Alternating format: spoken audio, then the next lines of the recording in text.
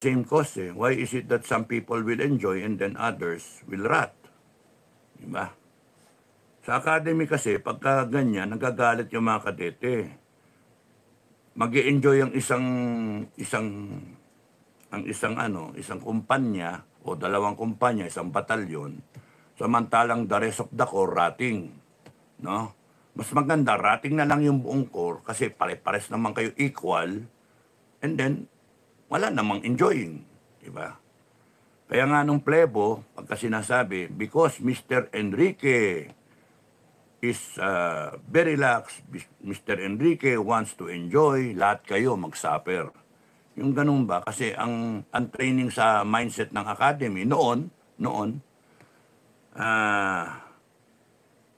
pagka nahirapan ng isa, damahin mo para lahat tayo intindihan natin. We appreciate yung once upon a time, mga PMAer, we appreciate yung pinagdaanan natin. Pero habang tumataas kasi sa rangko, yung rangko pumupunta sa ulo. Let me remind you mga kakabalyero and pati ng mga MUP na retired. Meron kasing mga pumasok sa akin ng mga feedback, no. Pati mga kaklase ko nagagalit nga sa akin mga negative, no. You know, hindi ito tungkol sa akin, no, mga mistano, hindi sa akin to, hindi tungkol sa akin. Ang pinag-usapan dito, yung future ng bansa natin. Aanin ko yung maging member ng klase, 192 tayo, or more, kasi may mga associate member tayo. Ay lost track kung ilan tayo lahat. Hindi naman umaten ng mga meetings Kasi alam niyo kung ba't hindi umaten ng meeting? Kasi ayaw ko makompromise. Hindi niyo alam yan, ano? Ang tingin niyo, hindi ako umaten ng meeting kasi shabby ako.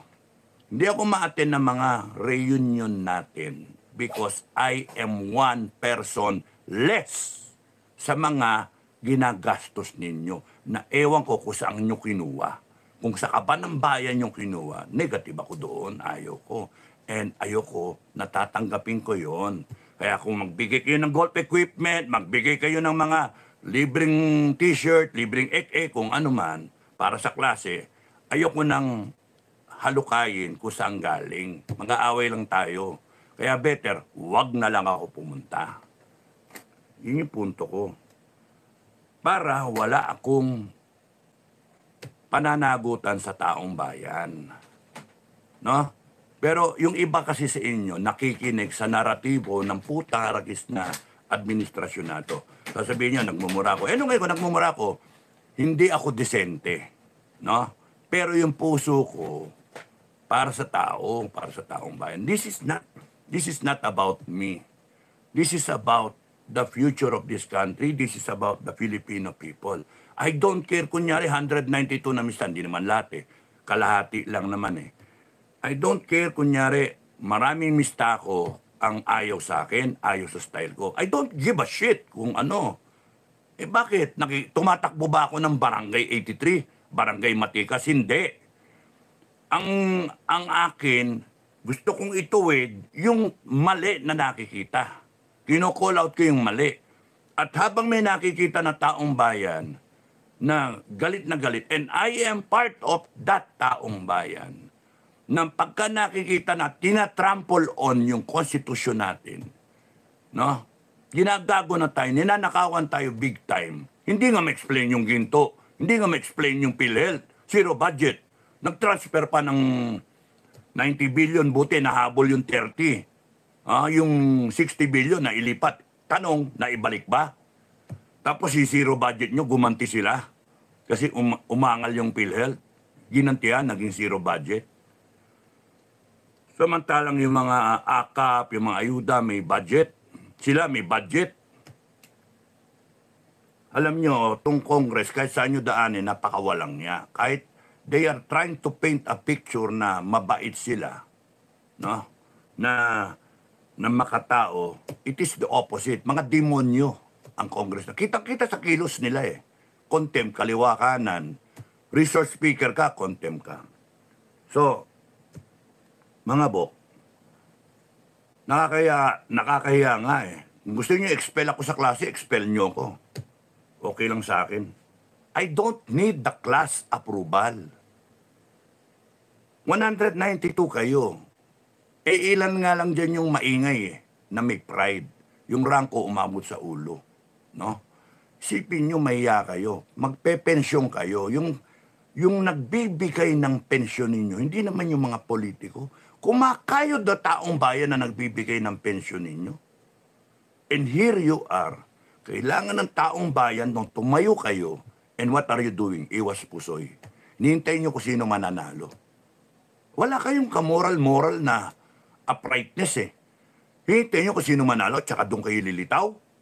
Anong klaseng tao yun? Oportunista. Hindi kayo makadecide kasi may mista tayo sa gobyerno. Pwede ba isipin nyo yung, kayo may mista ka sa gobyerno, kayo wala, isipin nyo yung tama. Tama ba yung ninanakawan tayo? Tama ba yung may nagdodroga sa Malacanang? Tama ba yung mga kilos ng mga tao, Malacanang and around Malacanang o mga supporters sa Malacanang? Tama ba yung abuso sa power? Tama ba yung nagko-contempt kaliwa kanan na yung mga convicted at saka well-known na mga CPP, NP, NDF, na mga congressmen, makabayan black, sila pa yung nagdidikta ngayon kung paano yung taragis kayo. Tama ba yung ipipilit yung kaso sa mga Duterte, sa mga kala Badoy, kala Eric, sa SMNI, kay Buloy, without due process? Putragis, ano nangyari sa bansa natin? And here you are, you're silent. And porke ako ang ini-issue ninyo, nakikisakay kayo sa naratibo ng Malacanang, ako pa yung masama ngayon. Ay nako, bahala kayo sa buhay nyo. I don't need your approval because what is important to me, I have the support of millions ng mga Pilipino. Ngayon, i-challenge nyo million. Oo, sige, hintayin nyo.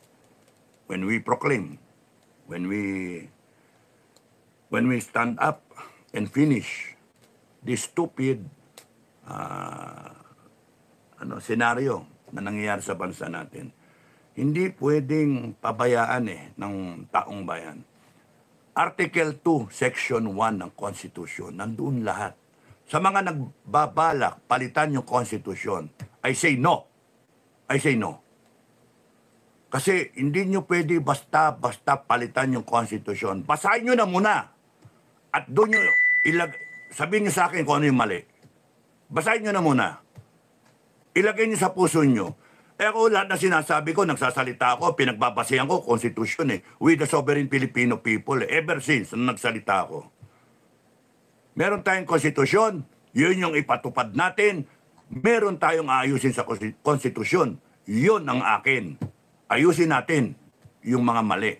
Pero as far as we are in right now, yung Constitution natin, it should stay, it will hold. Hindi ako naniniwala na yung panukala ng iba na i-abolish yung Constitution. Constitution lang yan ng mga mayaman.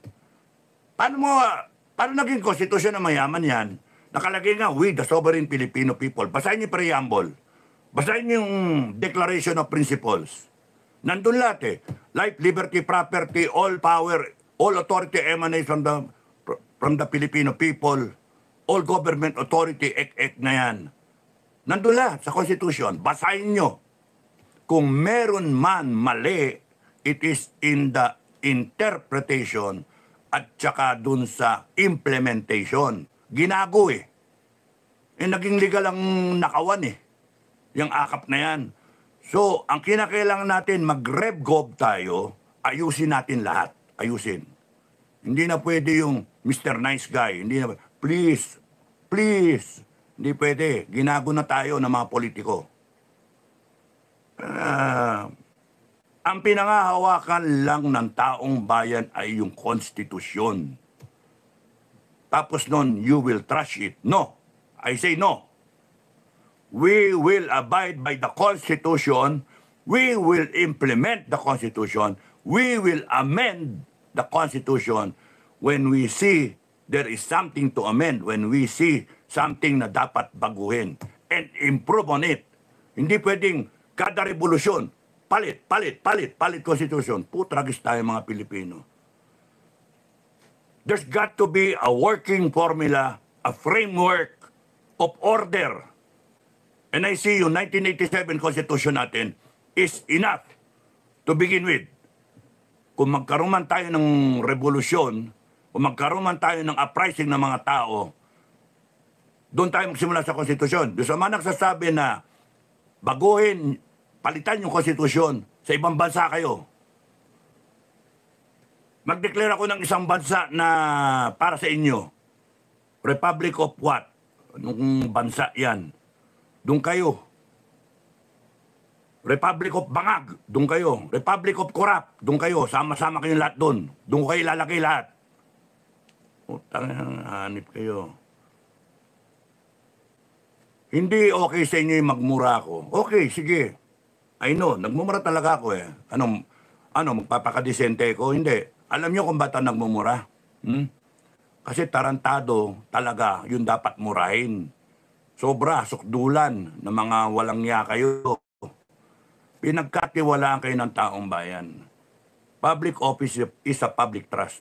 Pinagkatiwalaan kayo. Anong ginawa nyo? Inabuso nyo ang tao. Ngayon, mali pa yung tao. Ngayon, anong kayo? Hibang na hibang kayo sa kapangyarihan ninyo as if wala nang katapusan yung kapangyarihan nyo. Mga loko-loko, pinahiram lang namin sa inyo yan.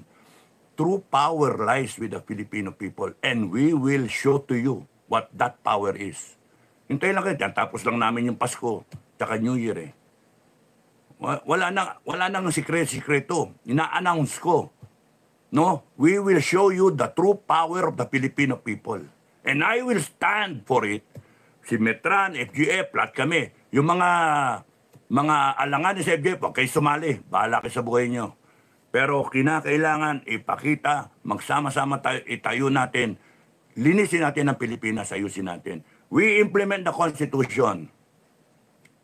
BBM, meron kang hanggang 25. Sinasabi ko, seryosohin mo. Ha? Hanggang December 25 as the President of the Republic na hinalal ng taong bayan. The Board of Directors kami yon. Hinalal yung Presidente ng Pilipinas. Nagalal kami ng Vice President. Kung sakasakaling ikaw, palitan ka namin, terminate ka namin, lalagay namin yung Vice President. Tatanungin ko lang si Vice President, kaya mo? O hindi mo kaya? Gusto mo? Ma'am? Gusto mo? Love you. Gusto mo? Kaya mo? Susuportahan ka namin with the power of the Filipino people. Hindi yung kung sino-sinong putragis. May nagsasabi akong tumayo. Wag na! Ayokong tumayo. Linchuga na yan. Ang daming problema, pamamanan nyo sa akin. Gusto nyo kong matake. Ilagay natin sa tama ang may mandato si BBM at si Inday. Ngayon si BBM, sinayang yung mandato. Yun yung reality. Yun yung real talk. Sinayang.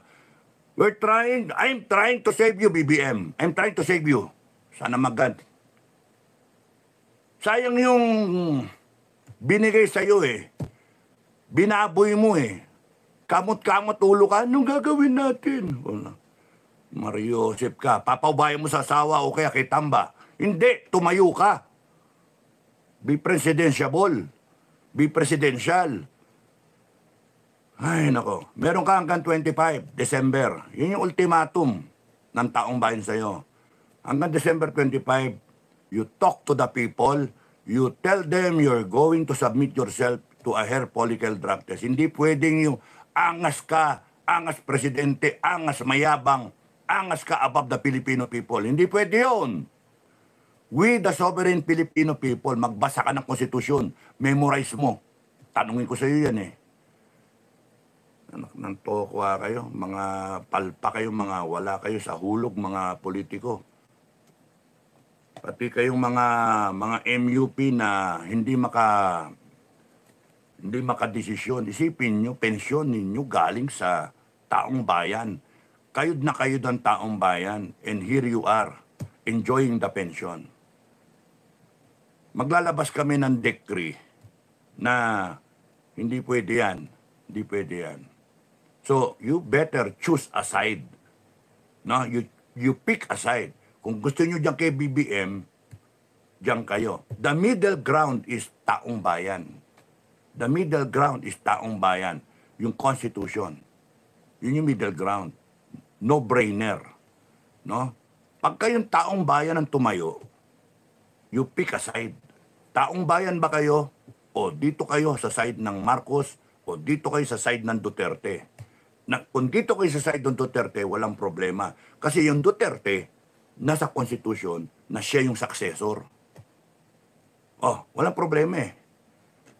Pero kung nag-pick kayo sa side ni BBM, you're choosing the side of drugs, communist, plunderer, abuso sa power, violators ng Constitution.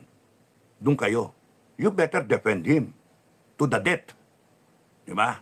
Because the people rising up will be in the millions. And you better defend what you believe in.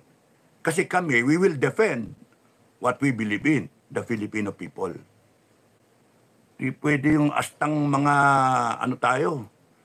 astang Jurassic tayo. Masyado tayong okay, yung inaano ko. Kaya, yung nagsabi sa akin, mga bok, hindi, may mga nahihiya na mga mista, natatakot, baka sabihin, shabby sila. Bok, wag nyo nang pagkasayan ng panahon. Wag nyo na akong pagkasayan ng panahon. As far as I'm concerned, yung klase, okay lang sa akin, i-expel nyo ko sa klase. The end is not my class. Class 83 is just class 83. Once upon a time, we were cadets. You rose through the ranks, yung iba sa inyo sobrang pride, yung iba sa inyo sobrang entitled, yung iba sa inyo corrupted. Hindi lahat. Yung iba sa inyo tahimik, natatakot, nahihiya. Yung iba sa inyo kilala ko. Alam nyo kung saan ako nagte-take off.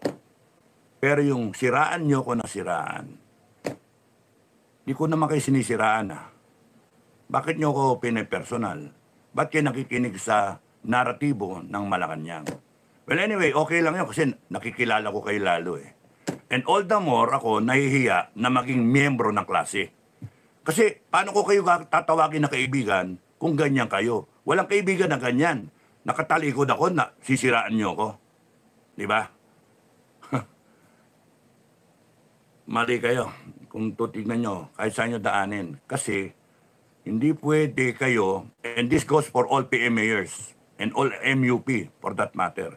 Hindi pwede kayong walang paki future ng bansa ito. Sinabotahe tayo.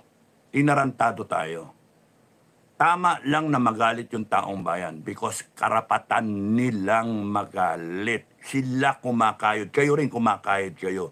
Kinakaltasan kayo ng tax. Merong VAT, merong income tax. Kinakaltasan kayo at pumapasok lahat sa gobyerno. Ang koleksyon ng Republic of the Philippines is 4.5 trillion. A big percentage of that is probably coming from mga BIR, mga customs, duties, etc., LTO. Pero meron nung portion galing sa income taxes ng tao. Kumakayod ang tao para suportahan ang gobyerno natin. They deserve the best service, government service. They can demand government service. Maayos, matino. Kaya ngayon, pagka ninanakawan tayo, yung simpleng droga, dumadami. Concern na sila, lalo OFW. Concern sila. Pag uwi nila, baka durugista na yung anak nila. O na-rape na. O yung asawa nila, bangag-bangag na. O ng babae na. Sira yung pamilya. Yun yung takot ng OFW. They deserve the best treatment, the best government service, the best output. Because binubuhay nila yung bansa natin. Okay lang yun, nakaawan tayo? Okay lang na may komunista sa gobyerno? Okay lang ba na inaabuso tayo? Binabastos yung konstitusyon natin? Sa akin, di okay yun. That's why we have to stand up. Now, kung meron tayong differences, manigas kayo. Wala akong pakialam sa inyo eh. Hindi namin kailangan ang mga tao na sobrang taas, ang antas na yumabang na or baka nakinabang sa pagnanakaw once upon a time in their lives. na they got away with it. So ngayon, pumipensyon na lang. Hindi namin kailangan ng mga ganong taong. Kailangan namin ay isang totoong Pilipino. Yun. That will count. Dun sa madaming Pilipino na gustong ayusin tong bansa na to. Ay, nako. Well, anyway, with or without the MUP, with or without the armed forces or the PNP, the Filipino people will stand up all together. Iba-ibang pinag-aralan, iba-ibang pinanggalingan, iba-iba yung religious na belief, iba-ibang probinsya, they will all stand up nationwide. That's how I want it to happen. Wala pang plano. Okay, mag-alala, mga intel, wala pang plano. wala pang plano. It will, alam yung mga ganyan, di naman pinaplano yan eh. Basta pagka may hudyat, yun na yun. Because yung awareness ng tao eh, nararamdaman nila eh. Nangako kayo ng bigas eh, na 20, ano ba ngayon? 50 pa rin, 60. Hindi pwede yung style ninyo na magnanakaw kayo tapos kayo pa ngayon yung galit. Sinisita kayo. Ini-snub nyo. Hindi pwede. That's why you have until December 25 BBM. Et al. Lahat kayo. Kasi yun yung parang inaasam-asam namin. If you still don't get it, no? Yun, kaya nakaset yan ng December 25 para iregalo ninyo sa taong bayan. Para may masmasan kayo. Magkaroon kayo ng konting respeto sa Diyos, kay Kristo, kay God Almighty, na He sent His only begotten Son. Sige, nagsakripisyo siya. Magsakripisyo kayo. Aminin niyo yung mali niyo and then explain niyo yung pera. Yun lang naman hinihingi namin eh. Just move on tayo. You can last until the end of your term hanggang 2028. We come out with our own elections. Huwag niyong ipipilit yung impeachment ni Inday. Mali kayo doon.